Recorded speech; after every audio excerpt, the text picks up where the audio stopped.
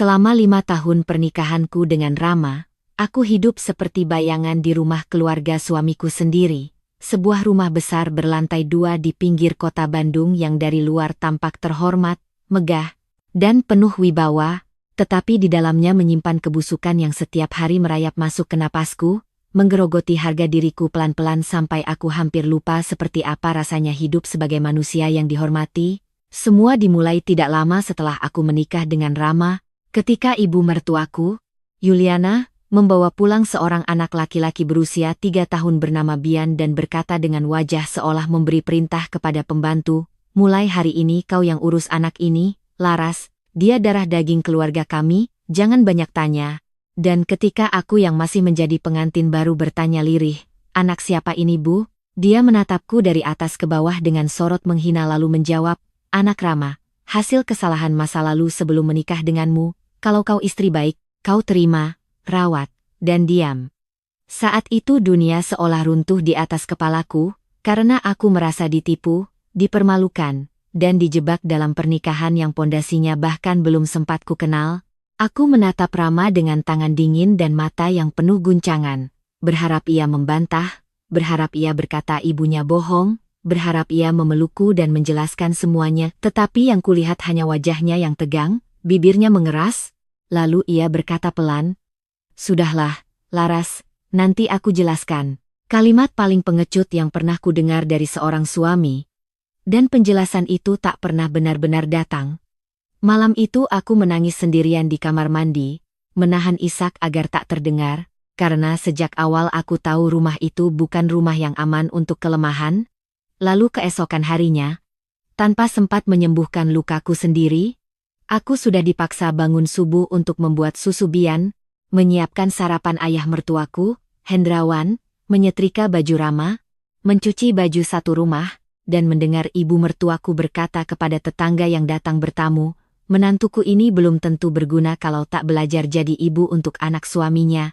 Mereka tertawa, dan aku berdiri di dapur seperti pelayan yang tak punya mulut untuk membela diri. Tahun pertama pernikahan adalah tahun ketika setiap hari aku belajar bahwa penghinaan bisa dibungkus dengan nama kewajiban, bahwa perbudakan rumah tangga bisa disamarkan sebagai pengabdian, dan bahwa seorang perempuan dapat dihancurkan bukan hanya dengan pukulan, tetapi juga dengan kata-kata yang diulang tiap hari sampai ia mulai mempercayainya sendiri. Yuliana tak pernah memanggilku dengan namaku ketika marah. Ia menyebutku perempuan mandul meski saat itu aku belum genap setahun menikah. Ia menyebutku miskin, pembawa sial, perempuan numpang hidup, dan setiap kali Bian rewel atau sakit, ia akan membentakku di depan semua orang. "Dasar ibu tak becus. Jaga satu anak saja tak bisa. Padahal anak itu bukan anakku, dan yang lebih perih, anak itu terus dipaksakan menjadi tanggung jawabku, seolah aku harus menebus dosa yang bahkan bukan milikku." Rama, seperti biasa, selalu mengambil jalan termudah, diam saat ibunya menghinaku, diam saat aku diminta mencuci spray Bian yang basah di tengah malam, diam saat aku melihat foto-foto lama di gudang dan menyadari tak ada satupun jejak Rama dengan anak itu sejak bayi, seolah Bian memang muncul tiba-tiba dari langit tepat ketika mereka membutuhkan seseorang untuk merawatnya. Aku mulai curiga sejak tahun kedua, tetapi curiga saja tak cukup ketika seluruh rumah bekerja sama menjadikanku orang bodoh. Lalu aku hamil anak pertamaku, seorang bayi perempuan yang sejak dalam kandungan pun sudah dibenci oleh ibu mertuaku karena bukan anak laki-laki. "Kalau lahir perempuan, berarti kau memang tak bisa membawa keberuntungan ke rumah ini," katanya dengan suara dingin saat mengelus perutku, bukan karena kasih sayang, melainkan seperti memeriksa kualitas barang. Ketika putriku, Alina, lahir dengan sehat dan cantik, aku mengira setidaknya hati mereka akan luluh. Tetapi yang terjadi justru sebaliknya. Yuliana semakin kejam karena menurutnya aku mulai memecah perhatian keluarga dari Bian, anak yang katanya cucu tertua kebanggaannya. Bian dibelikan mainan mahal, disekolahkan di TK terbaik, didampingi dengan kebanggaan, sementara Alina sering hanya kugendong sendiri di dapur sambil memasak untuk satu rumah, dan kalau ia menangis, Yuliana akan membentak, "Diamkan anak perempuan itu, berisik sekali." Bahkan 2 kali aku melihat ia mencubit paha Alina saat aku sedang menjemur pakaian, dan ketika aku menegurnya, ia menatapku dengan dingin lalu berkata, "Aku mendidik, bukan menyiksa. Kau ini ibu lemah, Tetapi aku tahu bedanya didikan dan kekerasan dari cara anakku gemetar setiap kali mendengar langkah neneknya mendekat. Tahun ketiga adalah tahun aku mulai kehilangan diriku, tubuhku kurus, mataku cekung. Pekerjaanku sebagai admin keuangan yang dulu kubanggakan terpaksa kutinggalkan karena Yuliana berkata tak ada yang bisa mengurus Bian dan Alina kalau aku bekerja, padahal jelas yang ia inginkan adalah seorang menantu yang sepenuhnya bergantung dan tak punya kekuatan untuk melawan, sedangkan Rama tetap bekerja seperti biasa, pulang malam, makan, tidur, dan sesekali menyentuh bahuku sambil berkata, "Sabar ya, Mama memang mulutnya begitu." Seolah mulut ibunya adalah bencana alam yang tak bisa dicegah. Aku pernah bertanya langsung padanya di kamar saat Alina demam dan Bian tidur, "Rama, sebenarnya Bian anakmu atau bukan?" Pertanyaan itu membuat wajahnya pucat sesaat, terlalu pucat untuk seorang lelaki yang hendak berkata jujur, lalu ia membuang muka dan menjawab, "Untuk apa mengungkit lagi? Anak itu sudah ada di rumah ini, yang penting dibesarkan baik-baik." Dan justru dari situlah aku tahu ada sesuatu yang sangat salah, karena orang yang jujur tak akan takut pada pertanyaan sederhana.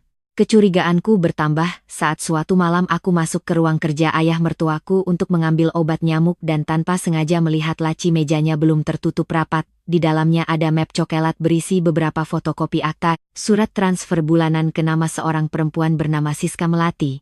Dan satu foto lama yang membuat jantungku berhenti sesaat. Foto Hendrawan 5 tahun lebih muda sedang berdiri di samping seorang perempuan muda dengan seorang bayi laki-laki yang wajahnya sangat mirip Bian. Aku terpaku. Napasku tercekat, tanganku bergetar. Dan saat itu intuisi yang selama ini cuma berbisik mendadak berteriak keras di kepalaku. Tetapi sebelum sempat kubuka lebih banyak, suara batuk berat terdengar dari ambang pintu. Dan Hendrawan berdiri di sana menatapku dengan mata yang belum pernah kulihat sebelumnya. Mata seorang lelaki tua terhormat yang topengnya hampir terbuka. "Apa yang kau cari di sini?" Tanyanya pelan, terlalu pelan justru hingga terasa mengancam. Aku buru-buru menutup laci dan berkata gugup, "Obat nyamuk, Pak." Lalu ia masuk, menutup pintu, dan berdiri begitu dekat hingga aku bisa mencium bau rokok dan kopi dari napasnya. "Di rumah ini, ada hal-hal yang lebih baik tidak kau tahu. Kalau kau ingin hidup tenang," katanya sambil menatapku lurus. Dan kalimat itu melekat seperti racun dalam ingatanku berbulan-bulan sesudahnya. Setelah malam itu, aku mulai memperhatikan semuanya lebih tajam. Cara Yuliana terlalu berlebihan melindungi Bian, cara Hendrawan selalu diam-diam memberinya uang jajan lebih, cara Rama tak pernah sekalipun menunjukkan ikatan alami seorang ayah dengan anak itu, dan yang paling aneh, cara tanggal kelahiran Bian tak pernah cocok dengan kisah versi mereka tentang kapan Rama katanya nakal dengan perempuan masa lalu. Namun hidup di rumah itu terlalu padat dengan kekejaman harian untuk memberiku ruang menelusuri kebenaran, sebab tiap kali aku mulai mengumpulkan keberanian, Yuliana kembali menghancurkannya dengan siksaan baru. Ia memaksaku menyuapi Bian lebih dulu sebelum Alina, memarahiku jika baju Bian tidak wangi, menuduhku pilih kasih kalau aku memeluk anak kandungku sendiri lebih lama, bahkan pernah di depan keluarga besar saat lebaran ia berkata keras, "Laras ini perempuan aneh." Anak suaminya dipelihara seperti beban, anaknya sendiri dimanja seperti putri raja. Semua orang tertawa canggung, sementara aku menahan panas di mata dan menggigit bibir sampai hampir berdarah. Puncaknya terjadi pada tahun kelima, tepat saat Alina berusia 4 tahun dan mulai cukup besar untuk mengerti ketika dirinya diperlakukan berbeda. Suatu sore aku sedang menjemur pakaian di belakang ketika terdengar tangis Alina yang sangat menyayat dari ruang tengah. Aku berlari masuk dan melihat tubuh kecil anakku tersungkur di lantai. Pipinya merah, bibirnya pecah sedikit, sementara Yuliana berdiri di atasnya dengan napas kasar dan sapu lidi di tangan. "Anak kurang ajar, berani rebut mainan Bian," teriaknya, padahal di tangan Bian saat itu ada boneka kelinci milik Alina yang kubelikan dari uang tabunganku sendiri. Aku spontan memeluk Alina dan berteriak, "Ibu gila. Dia masih kecil." Dan untuk pertama kalinya setelah bertahun-tahun menelan semuanya, suaraku menggema keras di rumah itu seperti sesuatu yang akhirnya pecah tak bisa diperbaiki. Yuliana menatapku tak percaya bahwa aku berani membentaknya, lalu ia mendorong bahuku dan berteriak balik, "Anak perempuanmu memang pantas diajar. Dari kecil sudah rakus, sama seperti ibunya." Bian berdiri mematung, sedangkan Rama yang baru pulang justru menarik lenganku dan mendesis, "Jangan bikin gaduh. Kalimat itu membuat seluruh cinta terakhirku padanya mati seketika, karena anakku berdarah, ibunya membela pelaku, dan ia hanya takut rumah menjadi gaduh. Malam itu juga aku membawa Alina ke klinik. Dokter bilang tidak parah, tetapi jelas ada trauma fisik dan psikis, dan saat melihat anakku tidur dengan bekas merah di wajah, aku sadar aku tak bisa lagi bertahan atas nama apapun. Maka esok paginya ketika seluruh rumah masih sarapan, aku meletakkan surat gugatan cerai di meja makan dan berkata dengan suara yang sangat tenang, aku akan bercerai dengan Rama, dan mulai hari ini aku berhenti menjadi budak di rumah ini. Sendok di tangan Yuliana jatuh berdenting. Rama berdiri marah, kau gila. Hendrawan hanya menatapku dengan wajah gelap, dan aku melanjutkan, aku akan pergi membawa Alina, dan kalau ada yang menghalangi, aku laporkan semua kekerasan terhadap anakku. Yuliana langsung menepuk meja, silakan pergi. Perempuan seperti kau tak akan sanggup hidup tanpa keluarga kami. Aku menatapnya lurus dan menjawab, lebih baik hidup miskin daripada hidup bersama monster. Lalu aku pergi dari rumah itu sambil menggandeng Alina dan membawa satu koper, beberapa dokumen, dan seluruh sisa harga diriku yang berhasil kuselamatkan. Masa setelah perceraian tidak mudah, aku tinggal sementara di kontrakan kecil milik sepupuku, mulai bekerja lagi sebagai staf administrasi di sebuah klinik swasta, dan membesarkan Alina sendirian dengan kelelahan yang nyaris merobek tulang. Tetapi untuk pertama kalinya dalam bertahun-tahun, aku bisa tidur tanpa takut langkah kaki Yuliana di depan pintu kamar, aku bisa memeluk anakku tanpa dihina, aku bisa memasak hanya untuk kami berdua tanpa harus menjadi pembantu gratis satu rumah, dan aku belajar sedikit demi sedikit bahwa damai seringkali datang dalam bentuk yang sederhana, kamar sempit, kasur tipis, dan makan malam seadanya, asalkan tidak ada teriakan. Namun rumah itu belum selesai mengejarku, karena Yuliana terus menyebar fitnah ke keluarga besar dan tetangga bahwa aku perempuan tidak tahu diri yang meninggalkan suami setelah dibesarkan keluarga kaya. Katanya aku tak becus jadi ibu, tak tahu balas budi, dan iri pada Bian karena ia anak laki-laki. Bahkan Rama beberapa kali datang menemuiku hanya untuk memohon agar aku tidak menuntut hak nafkah terlalu keras karena papa sedang sakit dan mama stres. Tetapi aku tak lagi mudah dibelokkan oleh drama mereka. Sampai suatu hari sekitar 8 bulan setelah perceraian, aku menerima telepon dari nomor tak dikenal dan suara perempuan di seberang berkata pelan, Bu Laras, saya Siska. Saya pikir ibu berhak tahu kebenaran soal Bian, tubuhku langsung dingin, aku meminta bertemu, dan keesokan harinya kami bertemu di sebuah warung kopi kecil dekat terminal. Siska datang dengan wajah pucat, sederhana, dan mata yang menyimpan kelelahan bertahun-tahun. Ia memegang tas lusuh dan dari dalamnya ia mengeluarkan beberapa foto, surat, dan akta kelahiran asli Bian. Kisah yang ia ceritakan membuat darahku mendidih. 5 tahun sebelum aku menikah dengan Rama, Hendrawan menjalin hubungan gelap dengannya, menjanjikan akan menikahinya diam-diam, menyewa kontrakan untuknya, memberi nafkah bulanan. Dan ketika Siska hamil, Hendrawan bersikap manis sampai Bian lahir. Tetapi begitu anak itu berusia 2 tahun dan Siska mulai menuntut kejelasan, Yuliana mengetahui semuanya, terjadi keributan besar, lalu mereka merebut Bian dari tangan ibunya dengan ancaman hukum dan uang, memaksa Siska menandatangani surat penyerahan sementara, dan demi menutupi malu keluarga, mereka menciptakan cerita bahwa Bian adalah anak hasil kesalahan Rama sebelum menikah. Aku duduk terpaku, telapak tanganku basah, sementara Siska menangis pelan. Saya miskin, Bu, saya dilawan keluarga besar, saya tak punya kuasa, mereka bilang kalau saya ribut, anak saya akan hilang selamanya, jadi saya diam. Tapi tiap tahun saya cuma bisa melihat dari jauh, dan waktu saya dengar ibu sudah cerai dan Bu Yuliana masih menghancurkan hidup ibu, saya tidak tahan lagi, katanya.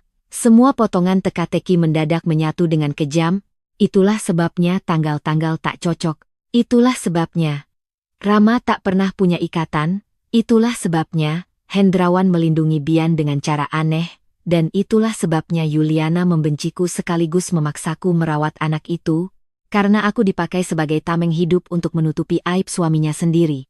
Namun aku tahu kisah lisan tidak cukup untuk menghancurkan benteng kebohongan mereka, maka dengan sisa tabunganku dan bantuan seorang teman yang bekerja di laboratorium medis, aku menyusun rencana yang membuat mereka tak akan bisa mengelak lagi. Kesempatan datang saat Rama menghubungiku meminta tolong menjaga Bian sehari karena Yuliana harus kontrol jantung dan Hendrawan keluar kotak. Aku hampir tertawa mendengar betapa mudahnya mereka tetap mengira aku bisa dipakai kapan saja. Tetapi aku menerima dengan tenang karena inilah celah yang kubutuhkan. Hari itu Bian datang ke rumah kontrakanku, lebih tinggi dari terakhir kulihat, lebih pendiam. Matanya menyimpan kebingungan yang tak pernah pantas dimiliki anak manapun. Aku mengajaknya makan, berbicara, dan perlahan menyadari satu hal yang membuat hatiku makin perih. Ia juga korban, dibesarkan dalam kebohongan, dijadikan lambang kehormatan palsu, dan dipelajari untuk menganggapku perempuan jahat yang meninggalkannya, padahal kami sama-sama diperalat oleh keluarga itu. Dengan cara yang sangat hati-hati, aku mendapatkan sampel rambut dari sisir Bian. Lalu lewat bantuan Siska kami mendapatkan sampel DNA darinya, sedangkan sampel Hendrawan jauh lebih sulit, tetapi nasib kembali berpihak ketika seorang bekas sopir keluarga yang pernah kasihan padaku memberikan puntung rokok Hendrawan dari mobil lama yang masih sering dipakainya. Hasil tes itu keluar 3 minggu kemudian, dan ketika amplop putih laboratorium itu kubuka dengan tangan gemetar, mataku langsung basah melihat kalimat yang menghancurkan seluruh sandiwara mereka. Probabilitas hubungan ayah anak antara Hendrawan dan Bian mencapai angka nyaris mutlak. Aku duduk lama menatap kertas itu, campuran marah, puas, mual, dan hancur berputar dalam dada. Lalu kupikir tentang semua malam ketika aku dipaksa terjaga demi anak yang katanya dosa suamiku, tentang Alina yang dipukul karena dianggap merebut hak istimewa Bian, tentang tubuhku yang remuk oleh pekerjaan rumah, tentang harga diriku yang diinjak demi menutupi nafsu lelaki tua munafik itu, dan saat itulah aku bersumpah aku tak akan sekadar pergi dengan diam. Aku akan membuat mereka menelan malu yang selama ini dipaksakan ke mulutku.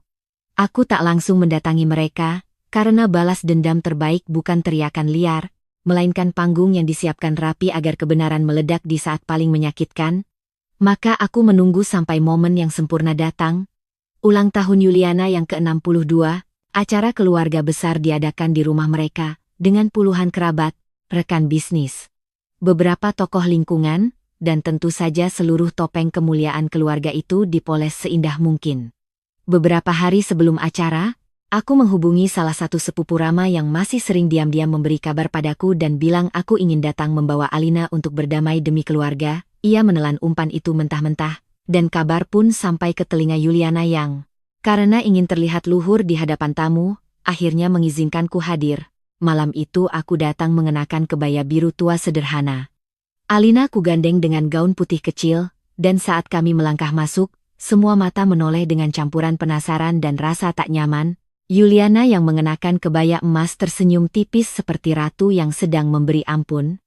"Syukurlah kau datang, Laras. Akhirnya kau sadar juga darah keluarga tak bisa diputus," katanya cukup keras agar terdengar para tamu. Aku membalas dengan senyum tenang. "Tentu, Bu. Justru karena darah keluarga tak bisa diputus, saya datang malam ini." Kalimatku membuatnya mengerutkan dahi sedetik, tetapi ia terlalu sibuk mempertahankan citra untuk membaca ancaman di baliknya. Acara berjalan dengan pidato-pidato palsu tentang keluarga harmonis, tentang cucu-cucu, tentang pengorbanan ibu, dan aku duduk menunggu sambil memegang map dalam tasku seperti memegang granat yang siap dilempar. Ketika sesi potong kue selesai dan Rama diminta memberi sambutan sebagai anak sulung, ia berbicara panjang tentang betapa ibunya adalah pilar keluarga, betapa rumah itu dijaga dengan kehormatan, dan betapa keluarga harus selalu saling memaafkan. Di titik itulah aku berdiri, meminta mikrofon dengan alasan ingin memberi ucapan sebagai mantan menantu. Semua orang tampak antusias karena mengira akan ada adegan haru, bahkan Yuliana mempersilakan dengan senyum kemenangan. "Silakan, Laras, kalau akhirnya kamu ingin minta maaf di depan keluarga." "Ibu orangnya lapang dada," katanya. Beberapa orang tertawa kecil, dan aku menerima mikrofon sambil menatap wajah-wajah yang dulu hanya melihatku sebagai perempuan gagal. "Terima kasih, Bu," kataku tenang. "Saya memang datang untuk mengakhiri sesuatu malam ini, tapi bukan untuk minta maaf." Ruangan perlahan hening. Aku mendengar suara sendok berhenti beradu. Lalu aku melanjutkan. 5 tahun saya dipaksa merawat Bian dengan alasan dia anak hasil kesalahan Rama. 5 tahun saya dihina, dijadikan pembantu, dan anak kandung saya dipukul hanya karena keluarga ini ingin menutupi satu kebusukan besar. Dan malam ini saya rasa semua orang di sini berhak tahu kebusukan itu milik siapa. Wajah Rama langsung berubah, Yuliana berdiri setengah laras. Cukup, ini bukan tempat. Justru ini tempat yang tepat, Bu, potongku. Lalu aku mengeluarkan amplop laboratorium dan mengangkatnya tinggi-tinggi, karena kebohongan ini dibesarkan dengan bantuan semua orang yang memilih diam. Hendrawan yang sejak tadi duduk di deretan depan langsung menegang, tangannya menggenggam sandaran kursi, dan aku bisa melihat lehernya berkedut. Ini hasil tes DNA, kataku jelas, dan hasilnya menyatakan bahwa Bian bukan anak Rama. Suara gaduh kecil menyebar, beberapa tamu saling pandang, Yuliana berteriak, bohong. Tetapi aku tak berhenti. Bian adalah anak kandung Hendrawan, ayah mertua saya sendiri, hasil hubungan gelapnya dengan seorang perempuan bernama Siska, dan untuk menutup malu, keluarga ini menjadikan saya kambing hitam, memaksa saya mengasuh anak itu, menghina saya siang malam, dan menyiksa anak perempuan saya sendiri. Kalimat terakhir itu seperti bom yang meledak tepat di tengah ruang tamu.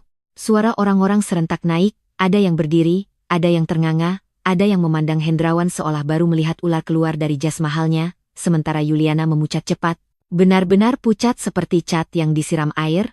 Mulutnya terbuka tetapi tak ada kata keluar. Matanya beralih ke suaminya lalu ke amplop di tanganku, seolah otaknya belum mampu mengejar kenyataan yang baru saja menampar harga dirinya di depan semua orang. Rama merebut mikrofon dan berteriak.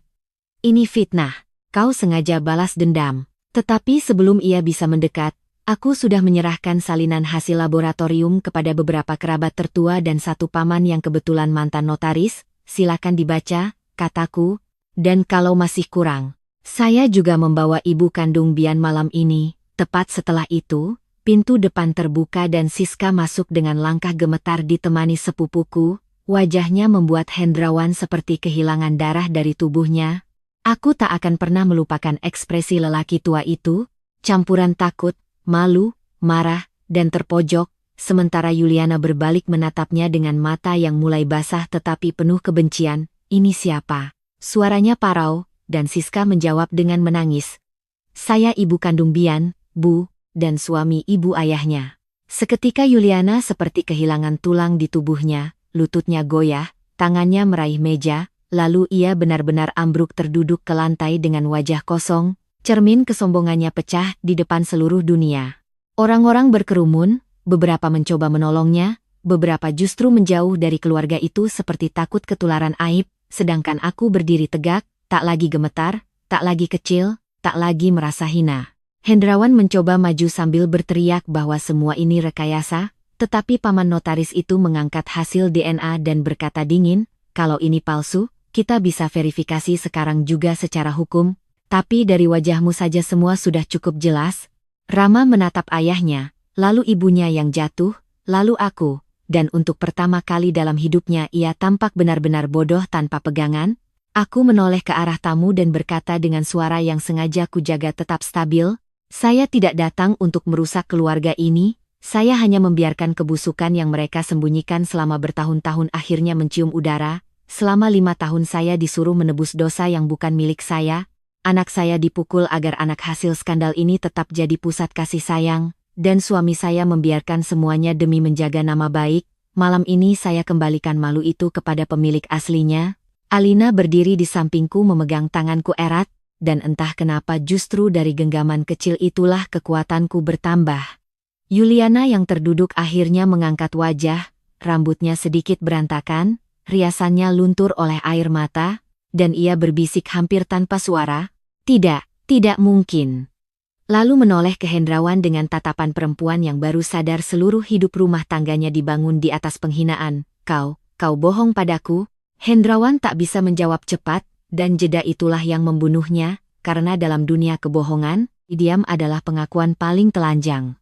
Beberapa kerabat mulai memaki, ada yang berkata, kasihan Laras, ada yang menyebut keluarga itu tak tahu malu, ada yang sibuk menelepon orang rumah mungkin untuk menyebarkan kabar lebih cepat, dan aku tahu sejak malam itu nama besar mereka tak akan pernah pulih. Tetapi balas dendamku belum selesai hanya pada rasa malu, karena keesokan harinya aku bersama pengacaraku mengajukan laporan resmi terkait kekerasan terhadap anak, tuntutan hak nafkah tertunggak, dan gugatan pencemaran nama baik atas fitnah yang disebarkan Yuliana selama ini, aku juga membantu Siska mengajukan hak akses bertemu Bian secara legal, karena setelah semua yang dilakukan keluarga itu, setidaknya anak malang itu berhak tahu siapa ibu kandungnya dan berhak keluar dari rumah penuh dusta itu. Media lokal kecil mulai mencium perkara ini, karena salah satu tamu malam itu adalah anggota komunitas perempuan yang geram mendengar kisahku. Berita pun menyebar sebagai gosip sosial yang panas. Keluarga terhormat, anak haram ayah mertua, menantu dijadikan budak, cucu perempuan disiksa, dan dalam hitungan minggu toko material milik Hendrawan mulai sepi, rekan bisnis menjaga jarak, pengajian yang biasanya menempatkan Yuliana di barisan depan mulai membicarakannya di belakang, semua kemewahan mereka tidak langsung hilang, tetapi kehormatan palsu yang selama ini menjadi baju zirah mereka robek total. Yang paling membuatku getir adalah Bian sendiri, karena di tengah kehancuran itu ia menangis bingung dan bertanya pada Rama, "Aku anak siapa sebenarnya?" Pertanyaan itu sampai ke telingaku lewat Siska, dan untuk sesaat rasa marahku pada rumah itu berubah menjadi sedih yang dalam, sebab anak itu tak pernah meminta dilahirkan dari kebohongan, tak pernah meminta dijadikan senjata untuk menyiksa perempuan lain, tak pernah meminta dipuja karena status palsu, dan aku sadar lagi bahwa orang dewasa paling jahat selalu meninggalkan puing di tubuh anak-anak. Beberapa bulan setelah skandal itu, pengadilan memutuskan hak asuh Alina sepenuhnya padaku, Rama wajib memberi nafkah tetap, dan ada peringatan keras terkait kekerasan yang dilakukan Yuliana terhadap anakku. Sedangkan hubungan hukum Bian mulai ditinjau ulang karena pengakuan biologis Hendrawan tak bisa lagi disangkal. Rama beberapa kali datang dalam keadaan lusuh, memohon agar aku tak membuat segalanya makin buruk, katanya ibunya depresi, ayahnya sakit, Bian membencinya, dan hidupnya hancur, tapi aku menatapnya seperti melihat orang asing dan berkata, "Hidupmu hancur bukan karena aku, tapi karena bertahun-tahun kau memilih nyaman di atas penderitaan istri dan anakmu." Ia menangis, mungkin tulus, mungkin karena kehilangan segalanya, tetapi air matanya tak lagi berarti bagiku.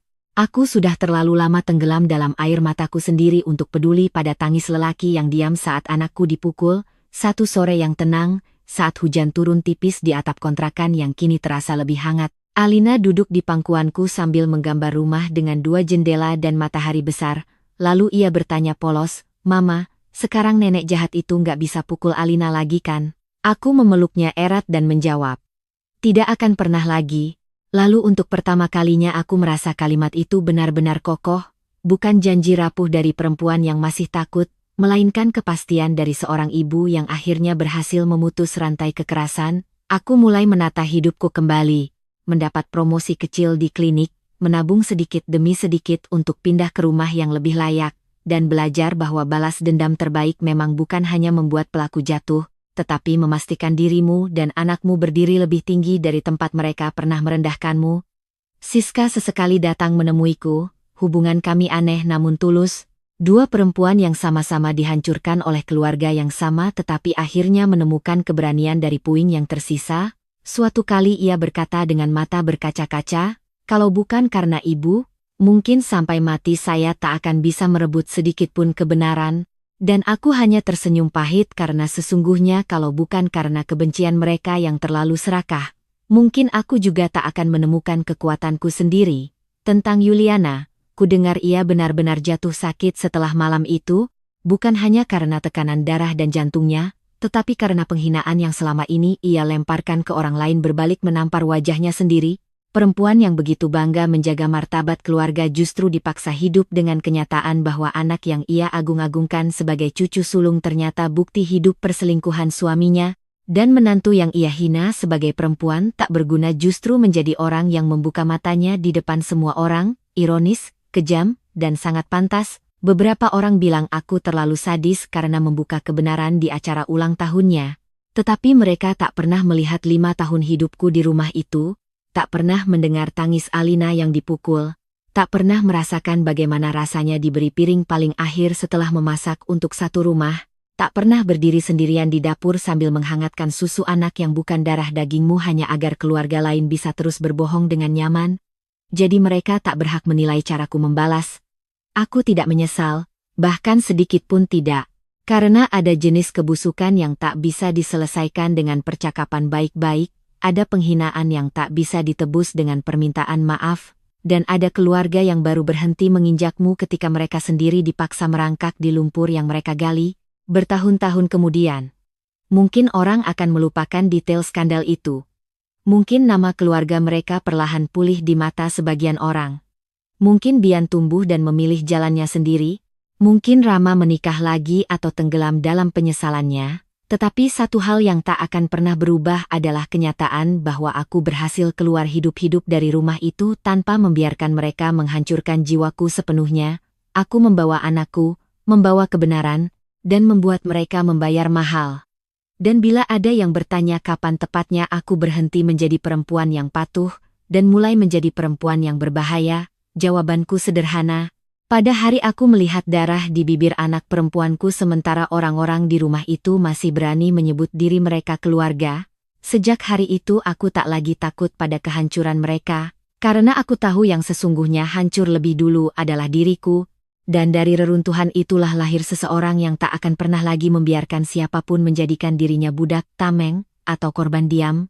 Mereka dulu memaksaku membesarkan anak haram itu dengan kepala tertunduk. Mereka pikir aku akan terus menelan hinaan sambil berterima kasih diberi atap. Mereka pikir perceraian akan membuatku hancur dan merangkak kembali. Mereka salah besar, karena aku justru kembali membawa surat, bukti, dan hasil ADN yang menguliti seluruh sandiwara mereka sampai tak tersisa sehelai pun kehormatan palsu. Dan saat Yuliana ambruk camnin di lantai rumahnya sendiri, tatapan kosongnya adalah jawaban paling indah yang pernah diberikan hidup atas 5 tahun penderitaanku.